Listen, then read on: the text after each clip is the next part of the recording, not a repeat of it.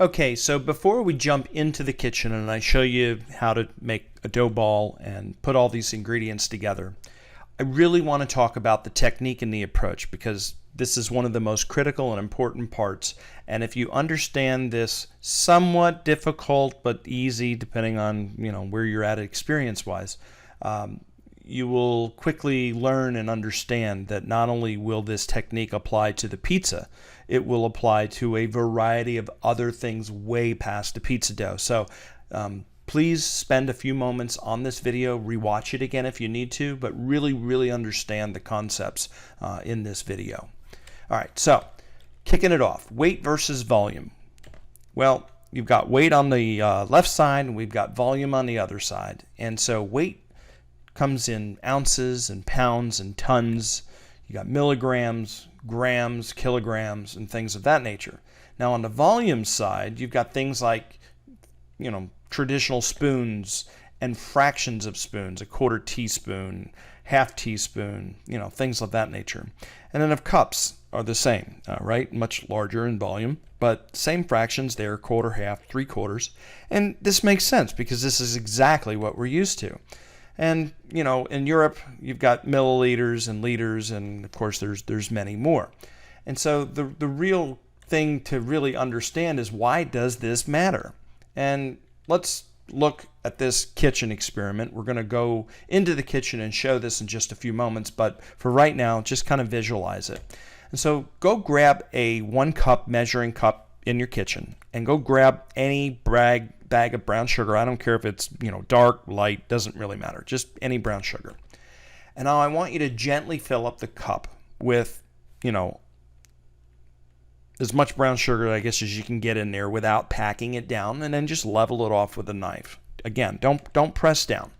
Now I want you to grab the food scale, set it to grams, and I want you to weigh that cup of sugar and see what you get as far as grams.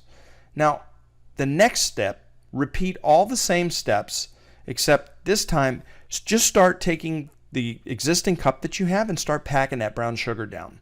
And then add more brown sugar to it, pack it down until it's absolutely 100% full and it will not hold any more. And so what you're going to find in the result is that in the weight versus the volume, the weight of the brown sugar has significantly changed. And, while the volume completely remains unchanged. A cup is still a cup.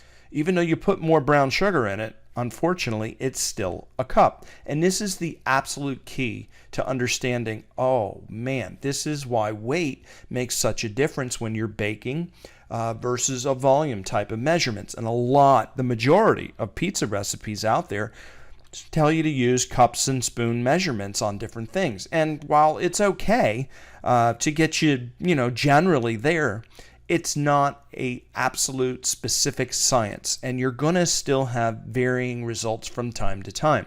So we're going to accomplish all of this by solving these inconsistency problems that can be attributed to the recipes that use these type of volume measurements. And we're going to get you to start thinking in terms of weight from here on out. Now, like the brown sugar, understand that wheat flour is almost identical in texture and density, except the moisture content, obviously, in the flour is a lot lower. So what does this mean for you at the end, or what's the takeaway to all of this here? When you're making your pizza dough or baking in general for your home, think about using weight measurements in grams for the easiest and most consistent results every time. I guarantee you, if you follow this simple method of just using a weight in grams type of approach to this, you're going to have dramatic results consistently through and through, and you're going to get really excited because not only does it taste delicious, you're able to make this so simplistically. Okay, that's it for this series, or this video rather. We'll see you in the next video.